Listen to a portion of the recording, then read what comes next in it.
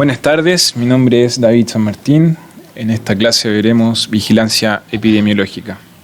A modo de reseña, la vigilancia epidemiológica es una rama más de la salud pública y así también de la epidemiología. Se observa sistemáticamente y continuamente la frecuencia de cierta enfermedad, cómo se distribuye la enfermedad,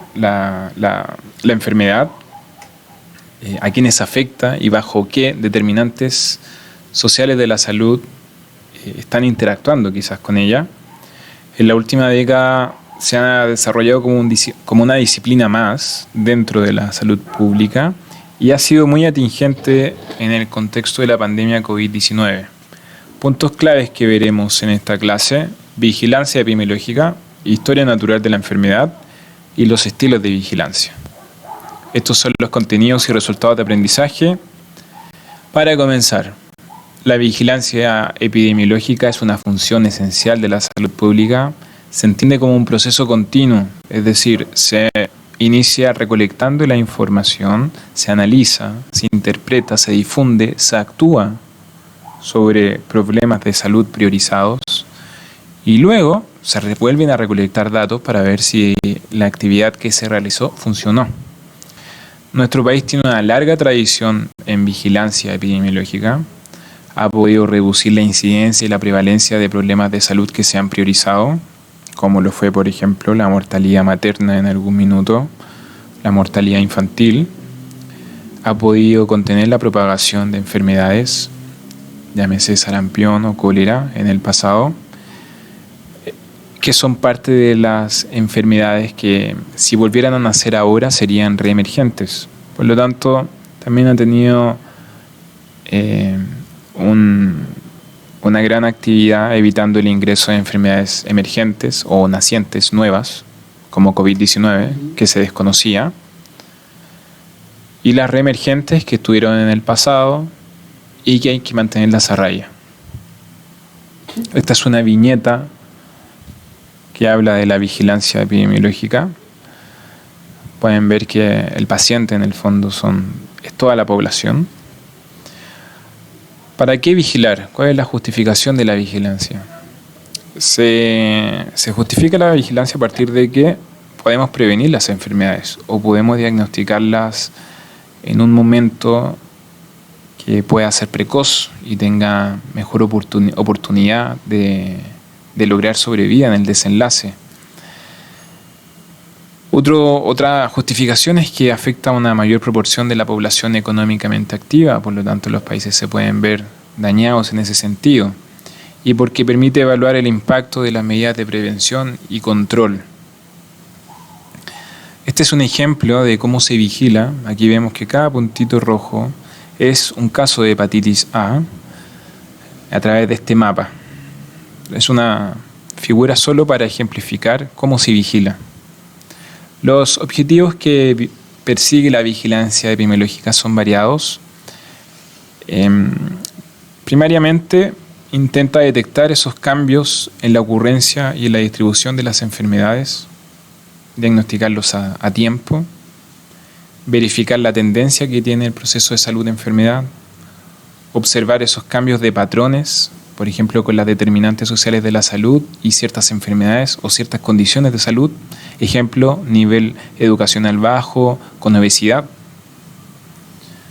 También logra tener una información rápida de lo que está pasando con la población, evitando los riesgos y los daños en salud. Comunica, difunde la información, evalúa medidas de prevención y control, planea programas de salud, etc. Este gráfico también es un ejemplo.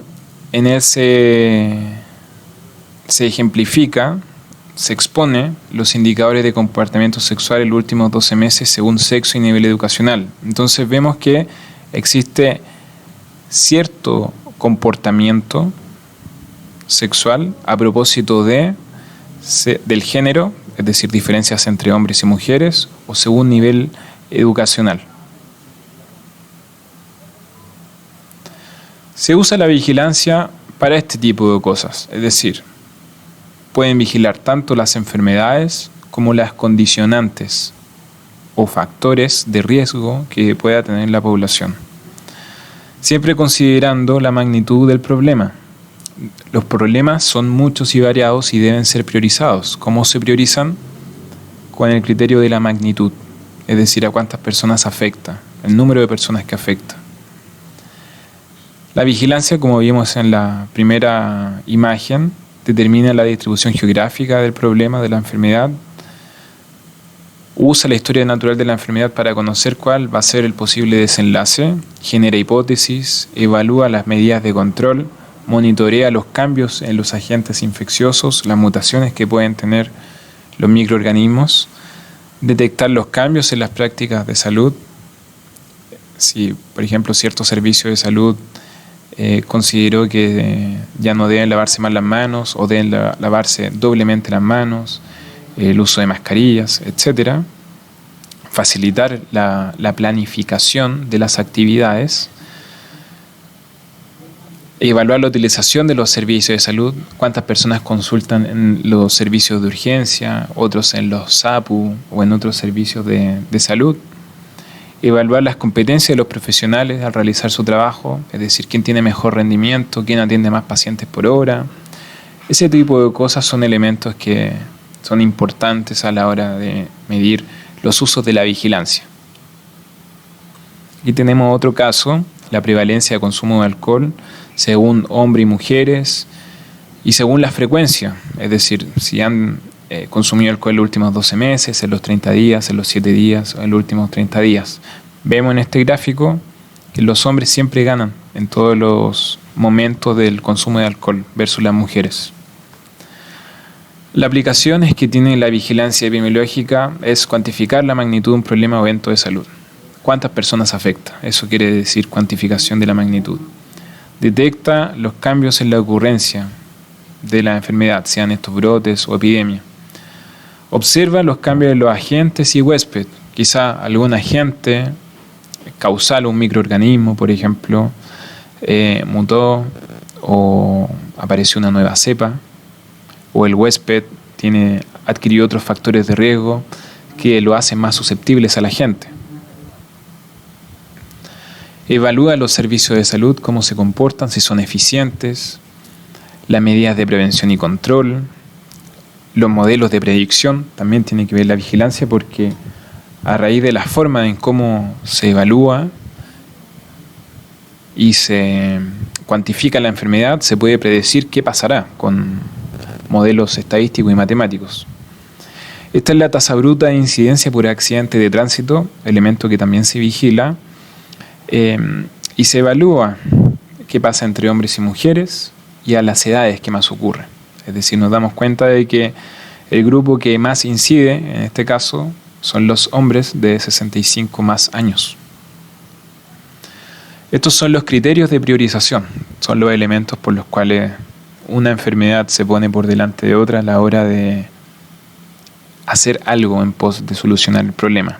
El primero de ellos es la magnitud, y la magnitud se mide a partir del número de personas que afecta, de los casos nuevos, o también llamado incidencia, o de los casos nuevos más los casos antiguos, que es la prevalencia, o los años de vida potencialmente perdidos, es decir, aquellos años de diferencia entre que ocurrió el problema y la muerte, y la cuantía del riesgo, es decir, qué tan riesgoso es. Ahí pueden usar el riesgo relativo, el odds ratio para identificar cuán más riesgoso es una población o una situación por sobre otra.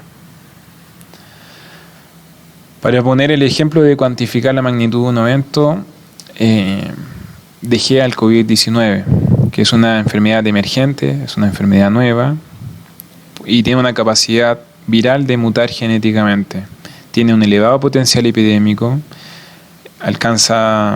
por lo tanto, puede contagiar a muchas personas si es que no se toman acciones. Tiene una alta demanda de atención ambulatorio y permite tener medidas de prevención y control para su mitigación. Entonces, se prioriza y queda en el primer lugar dentro de todas las enfermedades. Este es lo que ha pasado con COVID-19 desde marzo hasta la fecha, hasta el 11 de octubre. Vemos que la línea azul son los casos confirmados, es decir, el acumulado. y vemos que las barras celestes o azul más claro es la incidencia. Entonces el pic ocurrió dentro de junio-julio, ya que la incidencia está sobreaumentada. Actualmente podríamos decir que estamos en una meseta. Eso se hace a través de la vigilancia epidemiológica.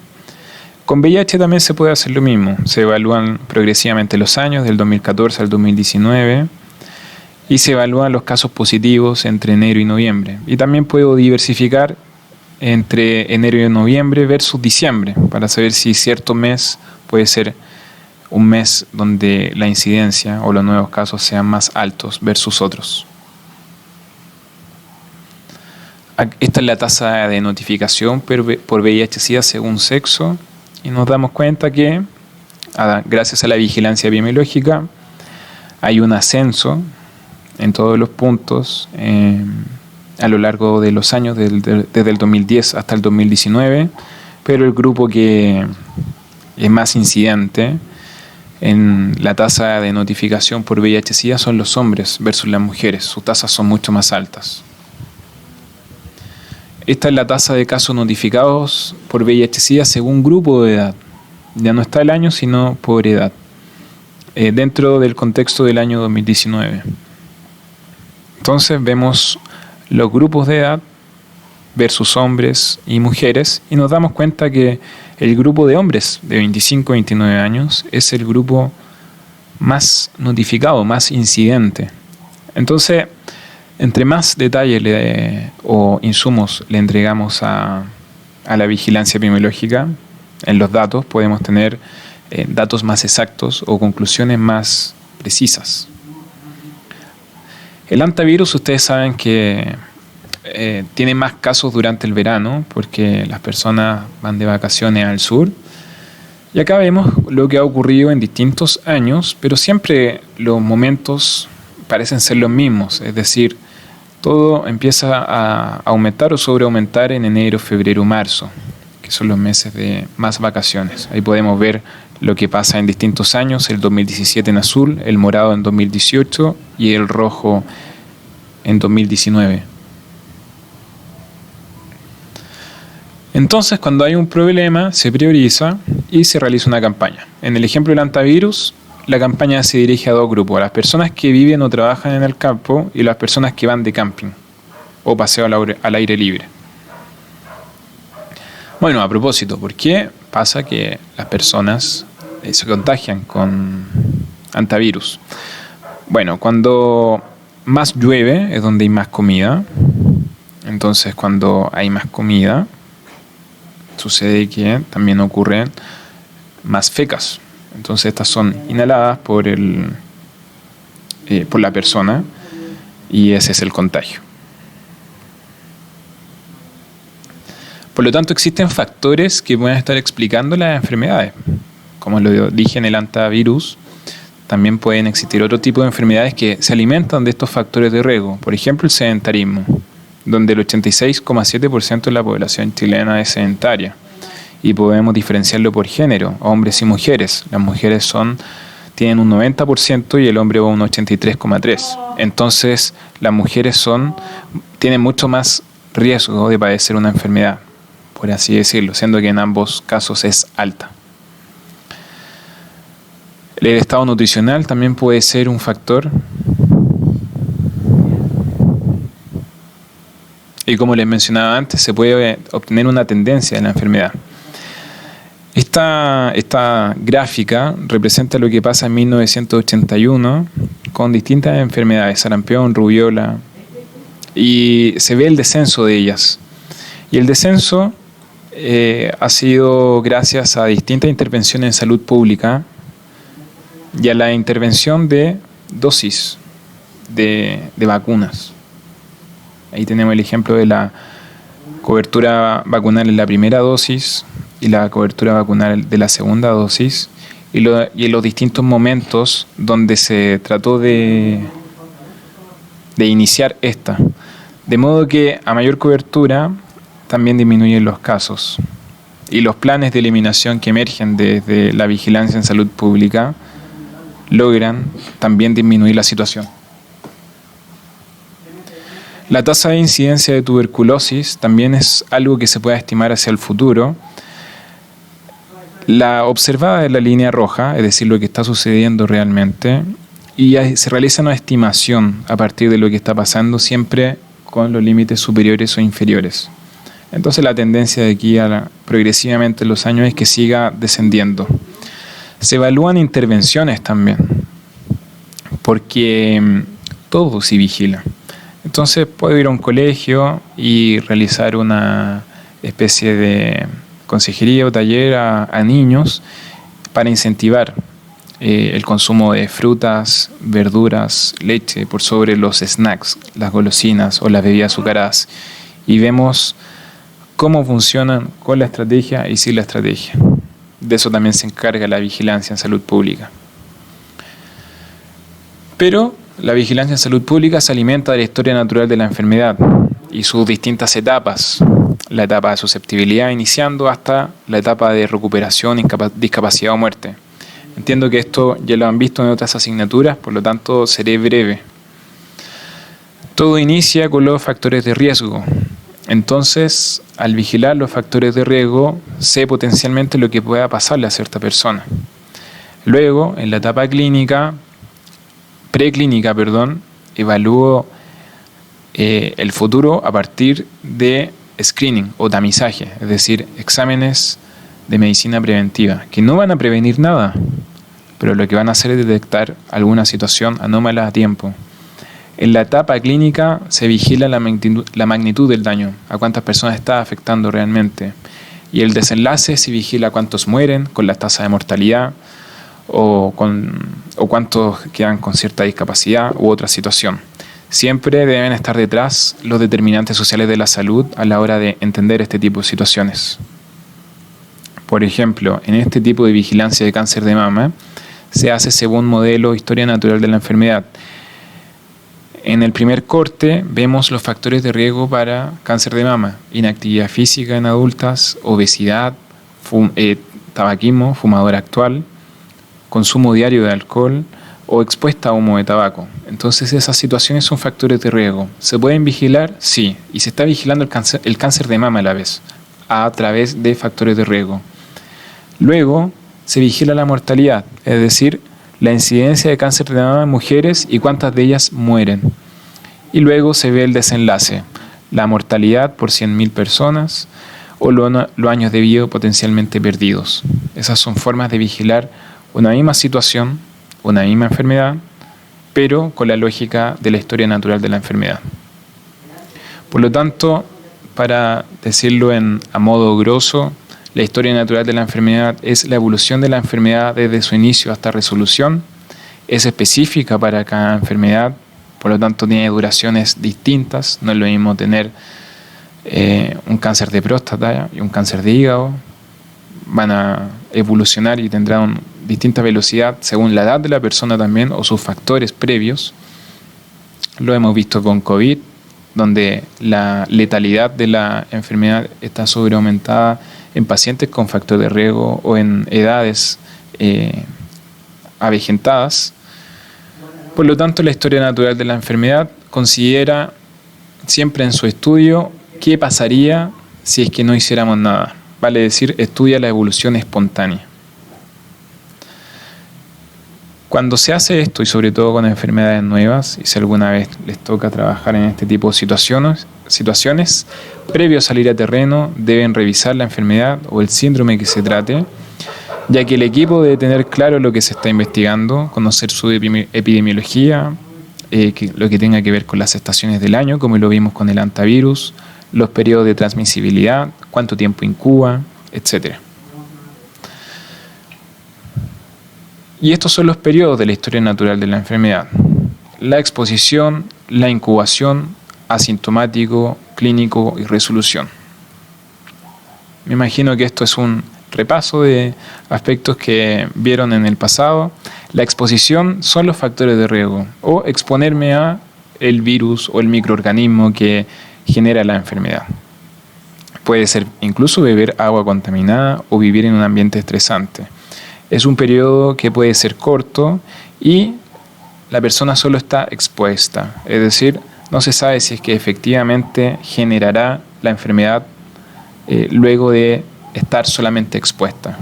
Puede ser que sus anticuerpos protejan a la persona, o puede ser que no, o puede ser que no tenga anticuerpos. Si es que no tiene anticuerpos o no está protegida, entonces el microorganismo incuba, que es el intervalo de tiempo en que entra el agente y empieza a tener un trabajo de replicación celular o un trabajo biomolecular en el cual el agente infeccioso está haciendo todo para sobrevivir al nuevo ambiente del hospedero y finalmente provocar la enfermedad. En este periodo ocurre la multiplicación del agente infeccioso, se propaga con la bacteremia o la viremia, sea por bacteria o virus, y la fijación en el órgano. Recuerden siempre que esto puede ser con un agente infeccioso o no infeccioso, pero tienen la misma lógica detrás. Es decir, existe la exposición hasta presentar los primeros síntomas. Todo ese es el periodo de transmisibilidad, que es el intervalo de tiempo en el cual una persona infectada puede transmitir la enfermedad a otros individuos. Es decir, desde el momento en que se expone a cierto agente y este agente incuba, ya empieza el periodo de transmisibilidad, puesto que tiene el potencial de infectar a pesar de incluso no tener síntomas. Y ese es el periodo asintomático o preclínico, que puede ser más largo o más corto dependiendo de distintas enfermedades. Por lo tanto, puede ser variable. En esta etapa hay reacciones en el lugar principal de la infección, pero no a nivel corporal total. Por eso es asintomática. Es decir, es posible detectarlo con pruebas de detección. No obstante, aún no existen síntomas. El periodo clínico es cuando hay signos y síntomas. Su característica es esa básicamente. Clínico, aparecen signos y síntomas. La resolución es lo que pasa después, vale decir, cómo va a terminar la enfermedad, donde empiezan a desaparecer los signos y síntomas porque hay sobrevida o porque la persona está cerca de la muerte o ya murió. Coincide la resolución con el final del tratamiento o la desaparición de las manifestaciones.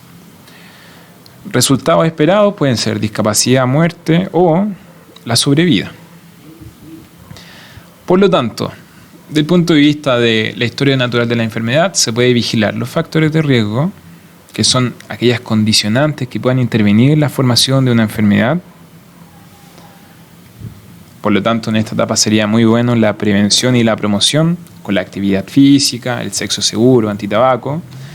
Se puede vigilar la etapa preclínica, donde se reconoce el problema a vigilar en una etapa inicial, ojalá, para entregar un mejor desenlace.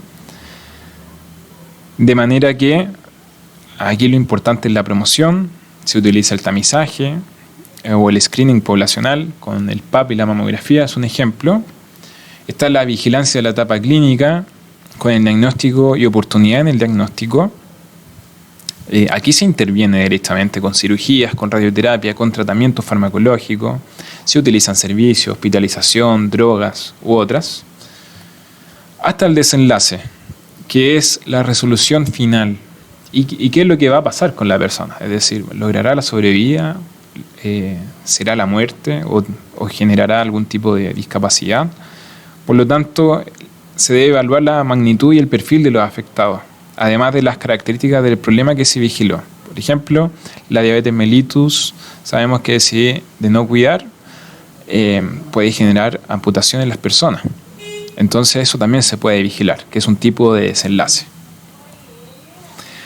En la mortalidad, al momento de fabricar los indicadores, se hace a través de proporciones, es decir, porcentajes, tasas brutas, tasas ajustadas, tendencia. Se pueden calcular años de vida potencialmente perdidos. O también se pueden calcular los egresos, los números de hospitalizaciones o la proporción de hospitalizaciones. Este es un ejemplo de la vigilancia que se hace ahora con cáncer cervicuterino, en el que se vigilan factores de riesgo desde el inicio sexual menor a 15 años hasta el no uso de condón. Se vigila la etapa preclínica, si es que se hizo el PAP en los últimos 3 años. Se vigila la etapa clínica, que es la incidencia del cáncer cervicuterino, hasta su desenlace, la muerte, la sobrevida o los años de vida potencialmente perdidos. Esto ha sido todo de vigilancia epidemiológica. Espero que estén muy bien. Cuídense. Adiós.